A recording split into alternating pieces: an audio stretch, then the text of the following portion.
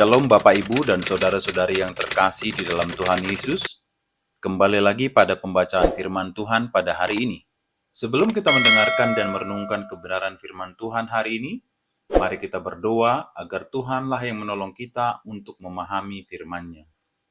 Mari kita berdoa. Bapa yang baik yang kami sembah di dalam nama Tuhan Yesus, pada saat ini kami akan membaca dan merenungkan firman-Mu. Tuhanlah yang menolong kami untuk mengerti dan memahami firman-Mu. Di dalam nama Tuhan Yesus kami telah berdoa dan mengucap syukur. Amin. Ya, silakan duduk Bapak Ibu yang terkasih, Shalom. Bagaimana kabarnya? Luar biasa. Ya, kita bersyukur ya. Hari ini temanya adalah ya, yang pahit itu yang menyembuhkan, yang memulihkan kita. Saudara, yang namanya manusia itu pasti tidak mau mengalami yang pahit. Amin apa amin? Saudara lebih suka yang manis atau yang pahit? Dalam hidup ini saudara mau yang manis atau yang pahit? Ya, jangan kebanyakan yang manis, nanti diabetes. Yang manis itu bahaya, beracun. Yang pahit ya itu tidak enak. Tetapi itu obat yang menyembuhkan. Amin. Ya, daun pepaya itu tidak enak. Pahit, tapi khasiatnya banyak. Saudara makan sayur pare itu tidak enak, pahit, tapi khasiatnya banyak. Ya, bahkan obat segala macam yang pahit itu tidak enak. Saudara, di hidup ini kita pun sama, kita mau menikmati hanya yang manis-manis saja. Siapa manusia yang mau pergumulan? Siapa orang yang ingin mengalami masalah di hidupnya? Kita ingin rumah tangga kita beres, kita ingin pekerjaan kita beres, kita mau pelayanan kita beres. Dan saya yakin tidak ada satupun dari saudara yang berdoa, Tuhan halangi pekerjaanku Tuhan. Ada yang berdoa begitu? Tuhan batalkan bisnisku Tuhan. Enggak ada orang yang berdoa seperti itu. Kita semua berdoa mengharapkan yang baik yang terjadi di hidup kita. Tapi percayalah saudara, engkau mau atau tidak, seringkali Tuhan akan mengizinkan yang pahit itu datang. Kita nggak pernah minta yang pahit itu datang. Tapi masalahnya, kita ini manusia nggak mau diproses. Tapi Tuhan kita, Tuhan yang mencintai, proses. Kalau kita nggak sesuai dengan cara kerjanya Tuhan, makanya banyak orang murtad. Banyak orang gak mau lagi percaya Tuhan. Banyak orang yang imannya kandas di tengah jalan. Kenapa? Karena cara pikirmu, cara pandangmu dengan cara pandangnya Tuhan berbeda. Kita pikir masalah itu malah petaka. Kita pikir masalah itu ndak enak, ndak baik. Tapi percayalah saudara, di dalam Alkitab semua orang yang dipakai Tuhan, mereka diproses. Siapa yang mau dipakai Tuhan, yang mau dimuliakan, angkat tangan. Berarti saudara juga mau siapa yang mau diproses, angkat tangan. Mulai turun, enggak semua lagi. Ya. Orang Kristen hanya mau yang enak. Saudara, ketika Tuhan memberikan mimpi besar kepada Yusuf, lalu Yusuf menceritakan mimpi itu kepada keluarganya. Apakah keluarganya senang dan mendukung dia? Mereka bilang, wow hebat kau Yusuf. Ya engkau luar biasa dipakai Tuhan. Oh ya ayo kita sama-sama dukung mimpimu. Seperti itu? Enggak. Waktu Yusuf menceritakan mimpinya, pandangannya saudara-saudaranya ngomong apa? Sombong banget. Ya kan? Oh ya, kamu merasa lebih hebat dari kita. Lihat aja kamu. Apa yang terjadi? Mereka mencoba membunuh Yusuf, bukan hanya membunuh mimpinya, tapi mereka mencoba membunuh Yusuf. Tadinya mereka mau masukin dia ke dalam sumur, lalu mereka pikir rugi banget ya kita masukin dia ke dalam sumur, kita nggak dapat apa-apa. Jual aja supaya dapat duit. Ya, zaman sekarang bahaya saudara. Seringkali demi keuntungan orang tuh rela mencelakai teman, sahabat, bahkan saudara sendiri. Itu terjadi. Tapi kita lihat bahwa semua pun itu Tuhan izinkan untuk menjadikan kita ini dibentuk, diproses menjadi lebih indah. Ketika Yusuf mendapat mimpi dari Tuhan, apakah langsung dia bilang gini, Tuhan oke, saya terima mimpi itu. Mulai sekarang hidupku enak karena aku dapat visi besar dari Tuhan. Begitu? No. Ketika kita mendapat visi besar dari Tuhan, saat itulah bersiaplah engkau untuk diproses. Makanya kalau ada orang Kristen datang sama saya, Bu, berat banget yang saya alami sekarang. Saya bilang, wow, puji Tuhan. Berarti engkau berharga di mata Tuhan. Makanya Tuhan izinkan kau diproses. Saudara, cara kerjanya Tuhan itu selalu diproses dulu baru dimuliakan. Tapi semua orang Kristen maunya cepat-cepat dimuliakan. Jalan pintas. Tapi Tuhan gak seperti itu. Kita harus melalui proses. Yusuf difitnah, di rumah Potifar, di penjara, dia masuk penjara. Ya, tapi kita tahu bersama, bagi Tuhan, Yusuf tidak ada cara lain untuk engkau menuju istana raja. Pintu penjara adalah jalan untuk Yusuf menuju ke istana raja. Semua proses kepahitan yang kita alami, mungkin itu jalan Tuhan, saudara. Makanya jangan terburu-buru. Saya itu kalau orang datang, Bu saya ada masalah Bu, doakan saya. Doakan apa? Biar cepat selesai. Enggak.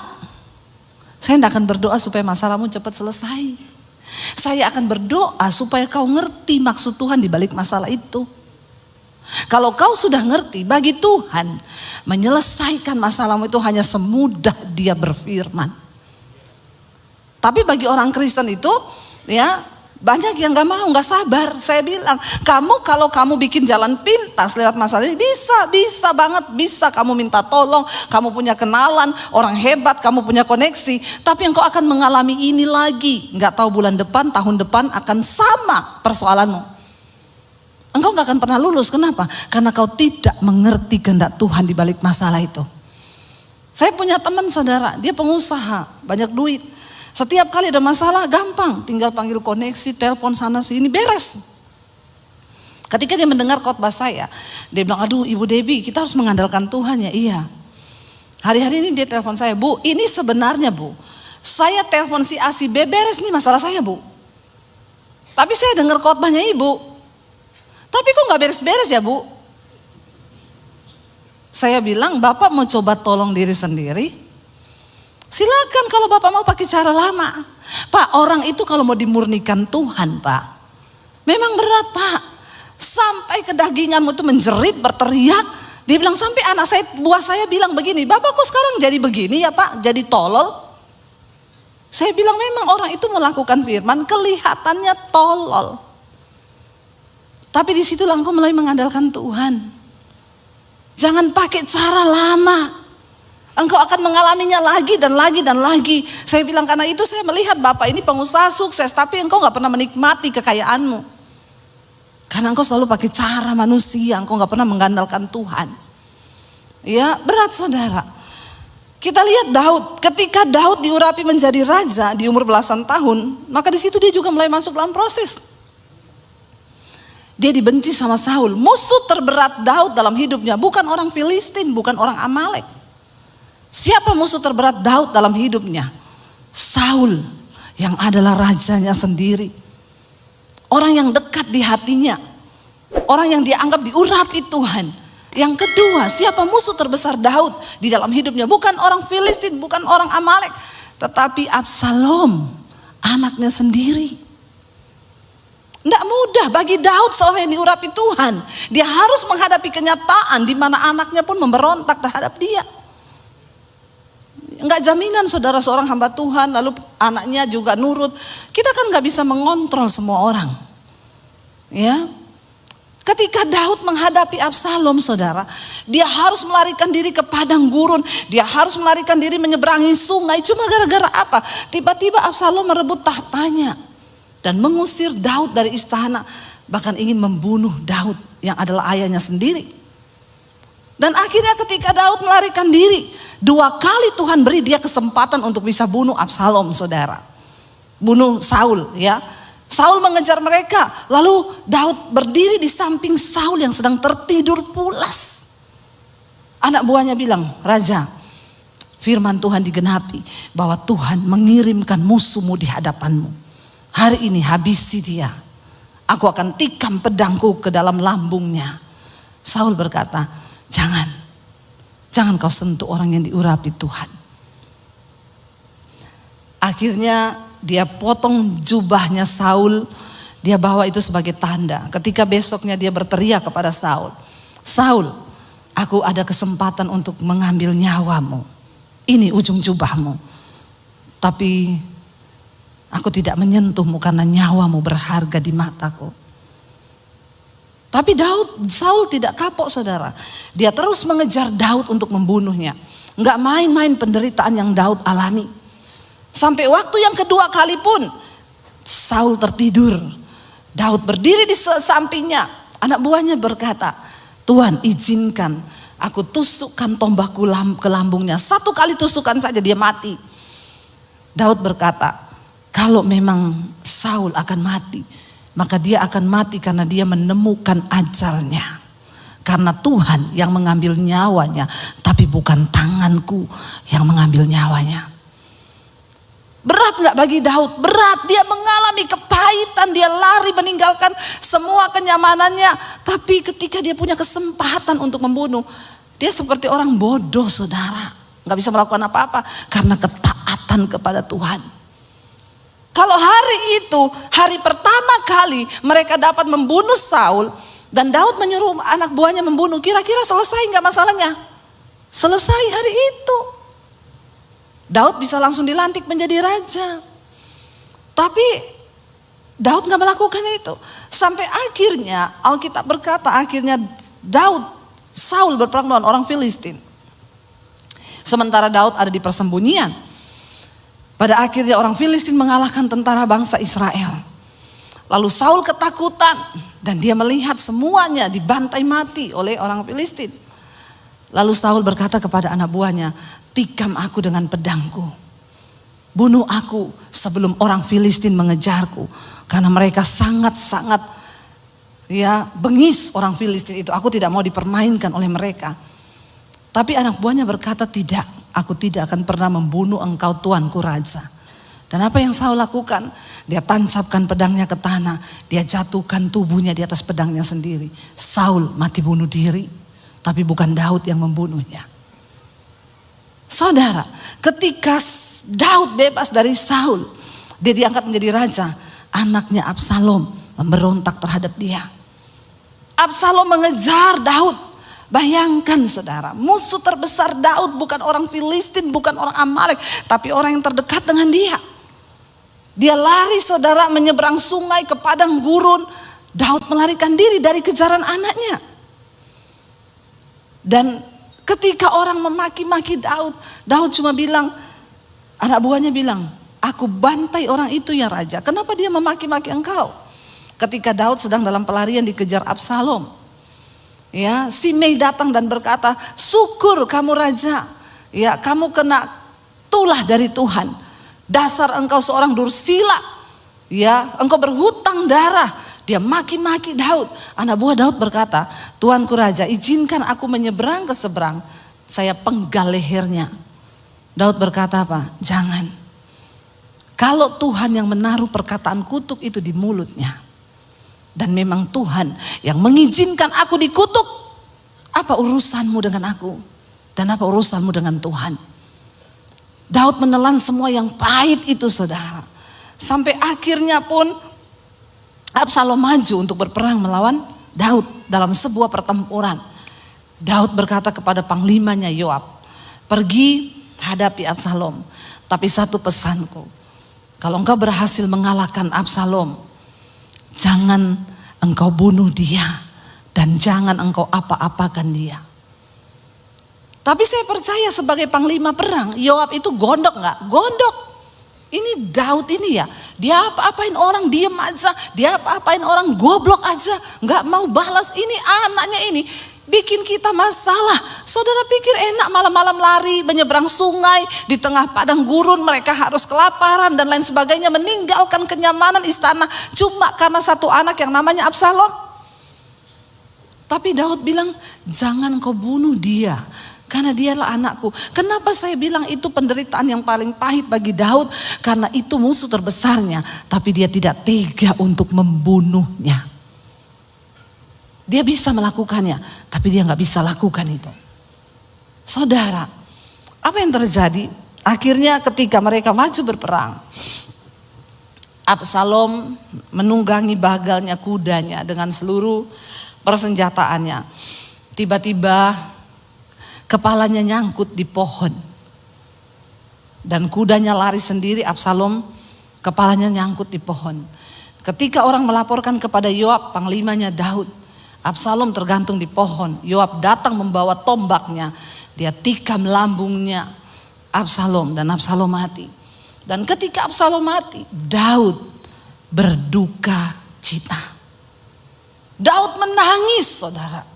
Ya, seharusnya itu menjadi sorak-sorai, sebuah kemenangan ketika mereka pulang berperang. Orang kalau pulang perang kan bersorak-sorai kan. Tapi ketika itu mereka masuk ke Israel, itu seperti orang yang kalah perang. Karena mereka tahu Daud berduka cita atas kemenangannya, kematian anaknya sendiri. Kemenangan berubah menjadi kesedihan. Saudara bisa bayangkan apa yang Daud alami. Saudara, pemazmur berkata begini, mari kita buka Mazmur 73 ayat yang ke-21. Mazmur 73 ayat yang ke-21, firman Tuhan berkata begini. Kita baca bersama Mazmur 73 ya, ayat yang ke-21. Ketika hatiku pahit, ketika hatiku merasa pahit dan buah pinggangku menusuk-nusuk rasanya, aku dungu dan tidak mengerti, seperti hewan aku di dekatmu. Waktu orang itu pahit, sakit hati, mengalami tekanan, maka itu pasti akan berimbas kepada fisiknya. Itu pasti saudara. Kalau saudara banyak masalah, ya pasti saudara mulai sakit tulang, ya itu pasti. Karena makanya Alkitab berkata hati yang gembira itu obat yang manjur. Ya, 70% penyakit fisik itu datang dari jiwa, dari hati, ya. Maka dikatakan ketika hatiku merasa pahit, buah pinggangku menusuk-nusuk rasanya. Sakit pinggang itu biasanya karena sakit hati. Nggak usah angkat tangan. Yang sering sakit pinggang di sini, coba periksa hatimu. Ya, mungkin engkau ada kekecewaan di sana. Lepaskan pengampunan. Aku dungu dan tidak mengerti, seperti hewan aku di dekatmu. Ketika kita mengalami sesuatu yang berat di hidup ini, kadang-kadang kita ini udah gak ngerti, bahkan mau ngapain lagi kita udah gak tahu mau ngapain. Aku ini dungu, bodoh seperti hewan, sudah gak bisa mikir. Saudara, saya tadi baru teleponan dengan seorang ibu. Luar biasa, ibu ini mengalami kepahitan yang bukan kepahitan yang dibuat manusia. Jadi beberapa waktu yang lalu saya pelayanan di satu kota. Dia suruh saya doakan anaknya yang menikah sudah beberapa tahun tapi belum punya anak. Jadi saya panggil anak itu, saya doakan, saya tumpang tangan perutnya. Puji Tuhan, setelah saya pulang sebulan kemudian anak itu hamil. Ya, seneng. Keluarga ini seneng anaknya hamil. Ya, sebulan yang lalu dia melahirkan, saudara. Semua seneng, ya, mamanya seneng dapat cucu. Tiba-tiba ketika anaknya baru berumur 1 bulan, Kamis kemarin, anak ini meninggal. Tapi bukan bayinya, tapi mamahnya. Jadi anak dari ibu ini. Saudara bisa bayangkan, sebuah kebahagiaan tiba-tiba berubah menjadi sebuah hal yang pahit. Inilah hidup, ini hidup. Ikut Tuhan itu tidak selalu yang manis. Kita harus mempersenjatai diri kita bahwa ikut Tuhan itu bukan cuma yang enak-enak. Saya selalu berkata, saudara, kepada anak Tuhan, Engkau ikut Tuhan bukan supaya engkau tidak mengalami masalah di hidupmu. Kenapa engkau harus dekat dengan Tuhan? Karena ketika engkau mengalami masalah, engkau akan beroleh kekuatan sebab engkau dekat dengan Tuhan. Jangan kau kecewa, banyak orang datang, Bu kenapa Tuhan, Bu kenapa Bu, saya sudah sungguh-sungguh ikut Tuhan, saya sudah begini. Saya bilang kau itu dekat Tuhan, bukan supaya hidupmu gak ada masalah. Dunia ini tempatnya masalah. Kalau saudara gak mau hadapi masalah, silakan pergi dari dunia. Ya apa ya? Makanya kalau orang datang, Bu Debbie saya itu banyak masalah di hidup saya, kenapa gak pernah selesai? Ibu sudah capek hidup? Ngomong Bu, nanti saya doakan. Karena hanya di dunia orang mati tidak ada masalah. Selama kita hidup pasti ada masalah. Tapi jangan cari-cari masalah buat lo. Jangan cari masalah. Karena hidup ini kita lurus-lurus aja banyak masalah. Kemalangan orang benar itu banyak. Orang benar loh, kemalangannya banyak saudara. Makanya jangan suka menghakimi juga kalau ada orang dalam masalah itu ada dosa itu pasti ada gini. Enggak, sering kali Tuhan izinkan yang pahit. Saya ingat dulu kami satu keluarga tabrakan saudara. Mau pelayanan ke Anyer, di mobil kita nyanyi lagu rohani loh. Ku diberi kuasa dari Raja Mulia. Suami saya nyetir, anak saya 3 di belakang, saya di depan. Saya pakai suara 1, suami suara 2, bagi suara kita di mobil. Kurang apa? Mau pergi kita berdoa loh, Tuhan sertai perjalanan kami. Segala roh maut kecelakaan kami patahkan, hancurkan dalam nama Yesus. Pas kita mau exit tol di Cilegon, itu udah mau keluar. Suami saya bangunin saya, siapin uang tol, waktu itu belum pakai kartu. Saya lagi ambil di tas begini, saya tidur, anak-anak semua tidur di belakang. Saya lagi ambil duit begini, tiba-tiba saya dengar suami saya bilang, Tuhan Yesus tolong. Saya ini baru mau tanya, maksudnya Tuhan Yesus tolong kenapa? Tiba-tiba saudara, saya merasakan benturan yang keras sekali di mobil kami. Mobil kami terlempar, terbalik ke sebelah. Dan itu makanya makanya kenapa kita ini harus selalu hidup kudus saudara. Kematian itu hanya berjarak 1 detik dari hidup kita. Ngeri. Kita tuh kalau mati begitu saudara, kita ini udah gak sempat bertobat. Waktu mobil ternyata ada bus dari belakang kami. Busnya namanya laju prima. Lajunya bener-bener prima. Kami ini mobil posisi berhenti di jalan tol. Memang jalan tolnya itu menurun dan berbelok begini. Posisi mobil kami itu berhenti mau bayar tol. Dia tanpa rem melaju dari atas dengan kecepatan yang sangat tinggi. Nggak sempat ngerem. Jadi suami saya itu banting setir ke kanan. Di depan kami masih ada 3 mobil. Dia hantam mobil kami, pas di pojokannya mobil kami terlempar terbalik ke sebelah. Lalu dia menghantam lagi 2 mobil, tapi yang paling keras itu di mobil kami karena mobil kami yang kena pertama. Saudara, waktu mobil itu terlempar terbalik-balik begitu, saya itu udah gak sadar. Itu kita kalau bikin dosa, lalu mengalami kayak begitu, saudara gak akan sempat ngomong, Tuhan ampuni saya selingkuh, Tuhan ampuni saya kepahitan, Tuhan ampuni Tuhan. Gak akan sempet. Saudara, dalam kecepatan sekian detik, saya hilang, udah hilang, gak ingat apa-apa. Cuma syok, kaget, apa ini udah gak sempat berpikir, tiba-tiba saya buka mata, mobil sudah terbalik, saya kepala di bawah. Airbagnya keluar, asap semua, saya panik saudara. Anak saya semua bangun, Mam kenapa ini Mam? Kiamat Mam, kiamat. Dia pikir kiamat, meteor jatuh. Saudara, bener. Ya saudara bisa tertawa dengan kisah saya, tapi cukup saya yang mengalami saja. Saya bilang sama Tuhan, Tuhan jangan gini juga keles. Saya tahu saya sering khotbah, tapi jangan terus-terusan izinkan saya yang mengalami Tuhan. Ya, cukup saya yang ngalami, saya bisa cerita sama saudara. Makanya memang pengkhotbah itu harus dia yang ngalami duluan. Amin. Seminggu sebelumnya rumah saya kemasukan maling. Itu kejadian, saudara tahu, hari-hari itu saya ini tiba-tiba sama Tuhan disuruh baca kitab Ayub. Tapi saya nanti aja. Akhirnya minggu itu kami kerampokan rumah kami. Semua barang yang berbau elektronik itu Apple semua hilang. Jadi kita total hampir 100 juta itu hilang. Dan gak enak banget saudara, kayaknya saya mau bersaksi itu ya enggak enak gitu loh. Kadang kan kita lebih enak tuh kalau bersaksi, saudara, rumah saya dimasukin maling. Lalu saya bangun pagi-pagi, tidak ada barang yang hilang dan malingnya tergantung di pagar. Kalau saya bersaksi itu kan saudara tepuk tangan dong. Ini aja udah ada yang mau tepuk tangan nih. Kayaknya kan wah banget gitu ya, malingnya kesangkut di pagar, barangnya nggak ada yang hilang. Itu bener-bener Kristen itu. Ya Pak ya. Tapi saya mau bersaksi maling masuk dan kami nggak ada yang terbangun dan barang-barang hilang. Hampir 100 juta, laptop, handphone berapa biji saudara.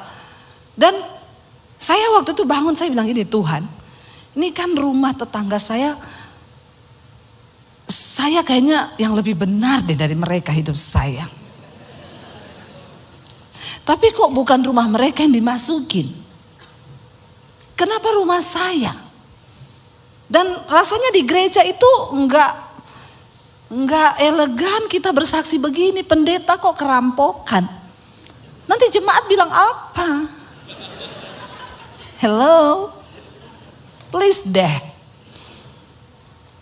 Lalu saya hari itu di Tuhan bilang baca kitab Ayub. Saya gini, baru kemalingan gitu udah suruh baca kitab Ayub. Alay lebay. Saya nggak baca. Seminggu kemudian tuh kita pelayanan saudara. Ya, kita pelayanan udah doa, udah apa, kejadian itu. Jadi saya tuh berpikir kalau ini sih sudah hampir nyawa ya, itu mobil hancur 80%. Kalau saudara lihat itu fotonya dari depan sampai belakang, dan mobil kami itu kan pendek, waktu itu Honda Freed, itu sejajar sama mobil bus punya ban kan, saudara tahu bus yang besar itu, mobil saya sama bannya itu sama tinggi. Jadi kita benar-benar di bannya, dia hantam, mobil saya hancur 80%, tapi saya nggak tahu bagaimana ceritanya, anak saya itu duduk melintang di belakang, yang kecil. Waktu posisi kejadian itu anak saya itu sudah di pangkuan saya di depan.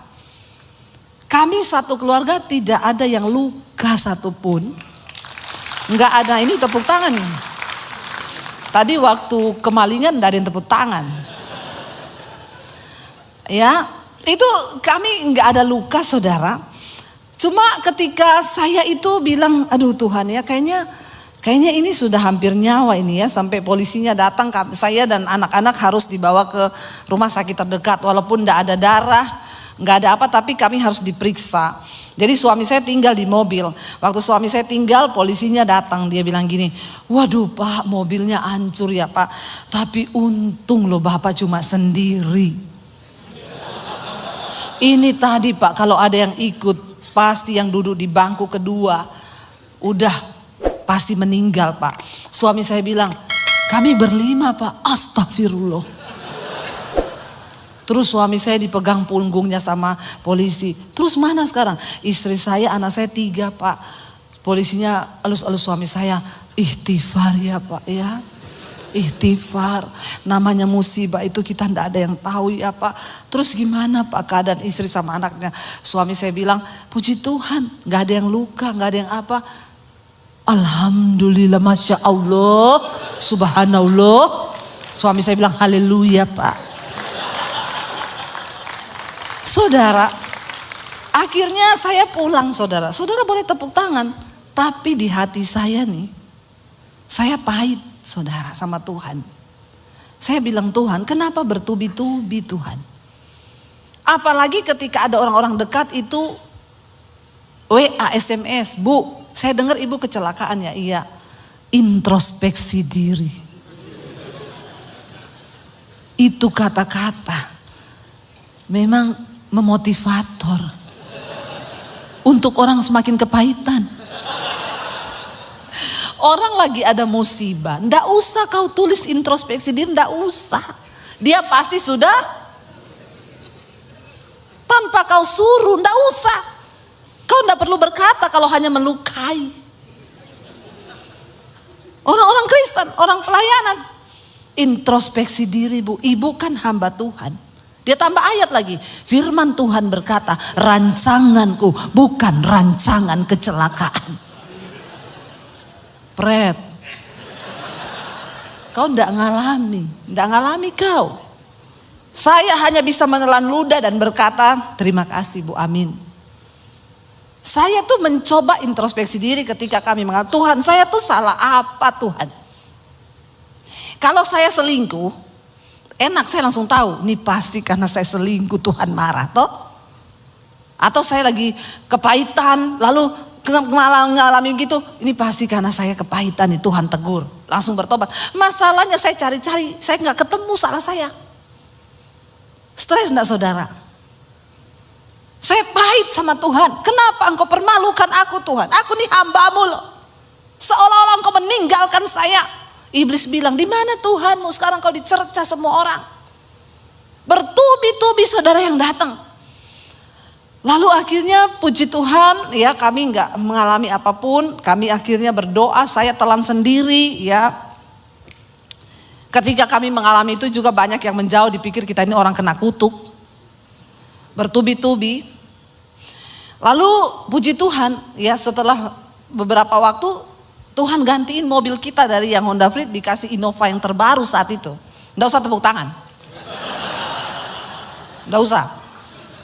Ya. Dikasih Innova yang terbaru. Itu orang yang introspeksi diri tadi yang ngomong begitu. Dia ngomong gini, dia WA saya, Bu, saya dengar ya Ibu mobilnya diganti yang lebih bagus dari yang dulu ya.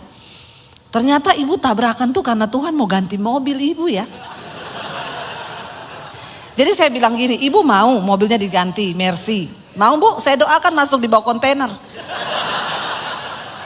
Kadang-kadang orang Kristen tuh otaknya picik. Ya picik kau. Semua hanya diukur dari berkat Tuhan. Semua hanya diukur dari sesuatu yang manis. Ada begitu banyak hal yang saya dapatkan saudara. Waktu saya baca kitab Ayub itu. Akhirnya saya baca itu Ayub. Saya baru tahu Tuhan apa yang saya alami ini gak ada apa-apanya dengan apa yang Ayub alami. Saya nangis waktu itu sama Tuhan. Dan saya harus merasakan itu semua. Saudara, tadi pemazmur itu berkata, dia bilang begini, aku ini dungu seperti hewan aku di dekatmu. Tetapi ayat 23 berkata, kita baca bersama apa ayat 23 bilang, tetapi aku tetap di dekatmu, engkau memegang tangan kananku. Ayat 24 berkata, dan nasihatmu, engkau menuntun aku dengan nasihatmu, engkau menuntun aku dan kemudian engkau mengangkat aku ke dalam kemuliaan. Walaupun pahit hari ini engkau alami, pastikan engkau tetap berada dekat dengan Tuhan. Sekalipun kau gak ngerti, aku dungu Tuhan, aku gak ngerti. Saya tadi teleponan dengan ibu yang anaknya itu meninggal. Dia nangis, saya bilang, Ibu, saya turut bersimpati. Tapi Bu, jangan pernah berkata Tuhan tidak baik. Dia bilang, iya Bu Debbie, saya tidak menyadari, saya nggak nyangka terjadi seperti ini. Ibu, Tuhan baik. Iya Bu, Tuhan baik Bu. Saya banyak introspeksi diri saya Bu, saya harus lagi lebih mendekat kepada Tuhan. Banyak hal yang saya bertobat dalam hidup ini. Wow. Puji Tuhan, itu yang membuat hati saya senang karena dia nggak jauh, tidak lari menjauh. Saudara, mari kita lihat bersama, kita cepat saja Yesaya 38. Ketika Hizkia divonis mati sama Tuhan, dia sakit. Dia berkata begini saudara, Yesaya 38 ayat 15. Apakah yang akan kukatakan dan kuucapkan kepada Tuhan? Bukankah Dia yang telah melakukannya? Aku sama sekali tidak dapat tidur karena pahit pedihnya perasaanku. Orang itu kalau pahit pedih memang susah tidur saudara. Iya enggak? Saudara ngalami enggak yang susah-susah tidur hari-hari ini? Banyak pikiran. Ya, banyak pergumulan memang tidak bisa dipungkiri. Apalagi divonis mati. Ya, kita sakit kepala aja nggak bisa tidur. Aduh, jangan-jangan ini saya ada tumor di kepala. Aduh, jangan-jangan ini udah nggak bisa tidur tuh. Ya, itu pasti. Pahit pedih perasaanku, aku tidak bisa tidur, dia bilang. Lalu ayat yang ke-16, ya Tuhan, tapi dia bilang apa yang bisa kukatakan? Karena semua Tuhan yang melakukannya. Tapi ayat 16 dia bilang, ya Tuhan, karena inilah hatiku mengharapkan Engkau, tenangkanlah rohku, buatlah aku sehat, buatlah aku sembuh. Minta kepada Tuhan supaya dia tenangkan rohmu. Sepahit apapun keadaan yang bergejolak di luar engkau, kalau di dalammu itu tenang, maka engkau tidak akan terpengaruh dengan apa yang ada di luar. Dan ayat 17 di sana bagus dia tulis, kita baca bersama 1, 2, 3. Sesungguhnya penderitaan yang pahit menjadi keselamatan bagiku. Engkaulah yang mencegah jiwaku dari lubang kebinasaan, sebab engkau telah melemparkan segala dosaku jauh dari hadapanmu. Ternyata penderitaan yang pahit itu dapat apa? Menyelamatkan jiwa kita. Makanya jangan selalu benci kepada proses yang Tuhan kerjakan. Banyak orang yang akhirnya sekarang berkata gini, saya bersyukur Bu, untung saya diproses. Kalau nggak diproses, maka saya tidak akan melihat kemuliaan Tuhan. Kalau saya nggak diproses, saya tidak pernah tahu rencana Tuhan. Saudara, di hidup ini kita akan mengalami banyak hal yang bahkan kita nggak terbayang. Siapa yang terbayang, saudara? Ibu tadi lagi seneng punya cucu, baru lahir. 1 bulan cucunya, anaknya meninggal. Siapa yang tahu itu akan terjadi? Tapi inilah hidup. Saudara mau atau tidak, seringkali yang pahit itu Tuhan izinkan. Tapi kenapa kita harus selalu dekat dengan Tuhan? Bukan supaya kita tidak mengalami yang pahit, supaya kita beroleh kekuatan ketika Tuhan izinkan proses itu datang. Mari kita bangkit berdiri bersama. Kita mau bilang sama Tuhan, Tuhan seringkali jalan hidup ini tidak terselami. Tapi kami butuh penyertaan Tuhan dalam hidup ini. Supaya yang pahit itu di dalam penyertaan Tuhan menjadi sesuatu yang menyembuhkan jiwa kami. Tolong kami tetap taat Tuhan di dalam segala perkara.